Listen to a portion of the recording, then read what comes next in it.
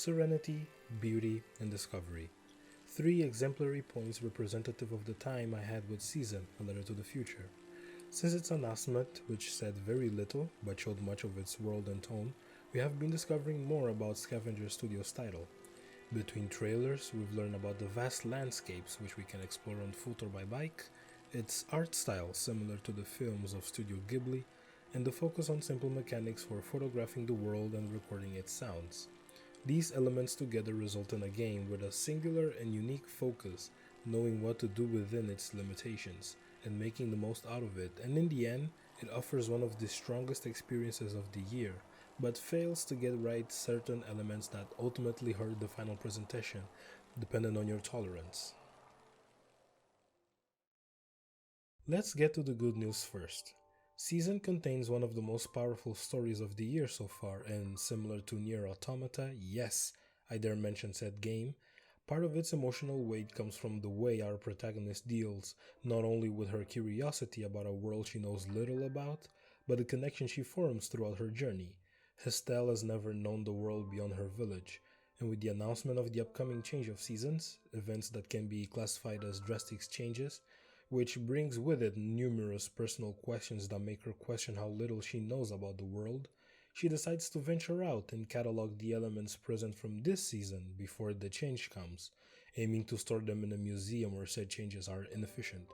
Here ends the comparison with Nier because, although the plot and themes are the bread and butter of that franchise, the major focus of season is the journey itself and not the destination, and unironically, it may be one of the few games with this intentional angle where everything clicks in the best way possible.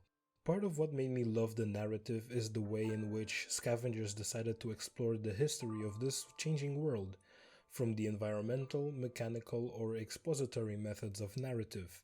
There is a level of consistency that is maintained from start to finish with impeccable pacing, whether it be the inclusion of traditional cutscenes, choices with overarching effects that make you ponder the possible consequences, dialogue with the various inhabitants doing their best to deal with the change in the way, or just the simple act of photographing and recording the sounds that capture our interest in that we feel are important for the next generation to be aware of.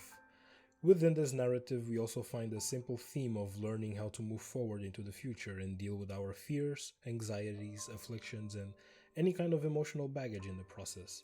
Though heavy some of the topics covered, such as conflict, life, death, religion, ideologies, and the like, Season's focus comes not from an angle of misery and apathy, but something more philosophical and introspective that makes us question and seek solutions to our problems.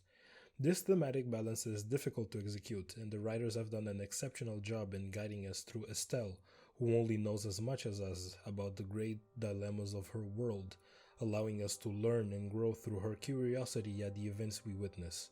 Of all this, the only disappointing aspect of this journey is its ending, and not from a positive angle correlated to intentions, but in the literal sense. Super abrupt and quick, as if the studio's rising creativity suddenly collapsed, and the ending was a quick resolution to end this journey that started off on the right foot. But this is one of those moments where the journey and its emotional impact were so strong that I can exclusively focus on that instead of the ending that shook me in a non positive way. Mechanically, as mentioned before, Season is an indie game made by a small team, and given the limited resources, they made the most of their situation to deliver us something in pure service of the storyline. There is no depth, complexity, and confusion in both the overall gameplay and the controls themselves, just what is necessary for us to interact in this world in the most immersive way possible, and it is something I strongly commend. With each new area of a new chapter, we are presented with two types of objectives, a main one and a secondary one, which are not completely compulsory but help convey more exposition present in the narrative. The primary objectives are made up of the questions born of Estelle's curiosity about what is around her, and during this time we are given clues as to what it is that we should record and capture. In the secondary ones, her focus consists of specific zones, and within them we can capture whatever we feel like. Only after 5 photographs, recordings, or both do we use them to customize our journal, thus receiving new details about the area we are in through Estelle's introspective thoughts. It's in these moments that not only makes us better understand the structure, cultures, and politics of this world, but also highlight how good the voice acting is, and in how evocative and believable the dialogue is. I go fishing here with my best friend Pate, even though there's nothing to catch. We both appreciate the silence.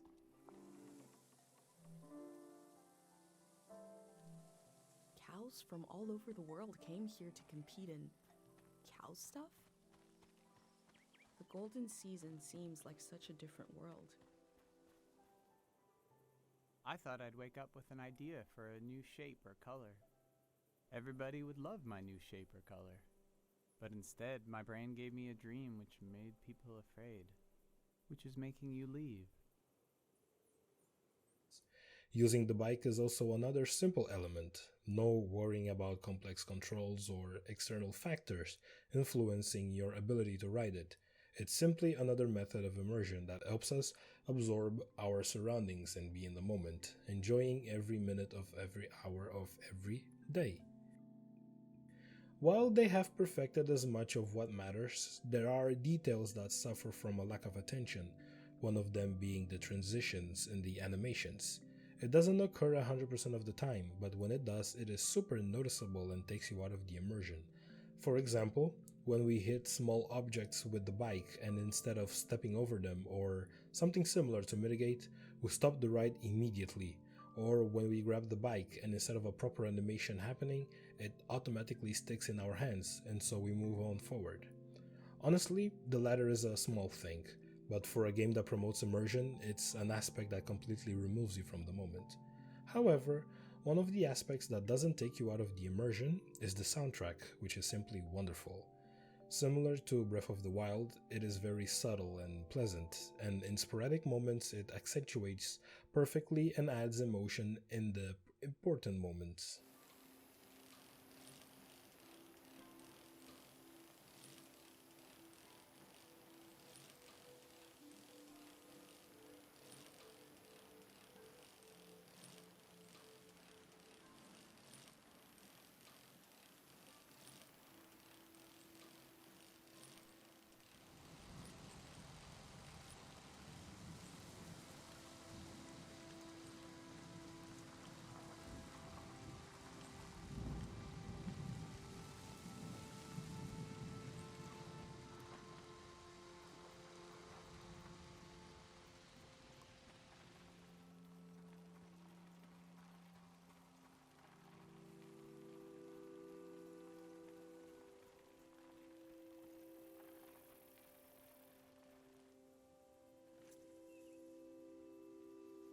The technical quality of the game is, however, another story. In short, the game is functional. I was playing on a laptop with an RTX 3070 Ti graphics card with all my settings on high at 1080p resolution and DLSS turned on, and while a good portion of my time with the game was solid, the other was dealing with performance issues at sporadic moments. One such moment is in the penultimate chapter, a semi-open area, where I dealt with fluctuations between 60 to 40 FPS, reaching as low as 10 FPS at the heaviest moments. These problems reveal a lack of attention to optimization in the PC version, but hopefully the team will fix them in the near future. That said, and looking beyond its problems, Season is an experience that maturely approaches its themes with nuance and delicacy within this capsule of elements that are properly unique to the type of experience it wants to offer, and I would be surprised if this game is not present in some Game of the Year lists. While we're at it, if you enjoyed the video, leave a like, comment, share and subscribe, and I'll see y'all in my next video and have yourselves a damn good one.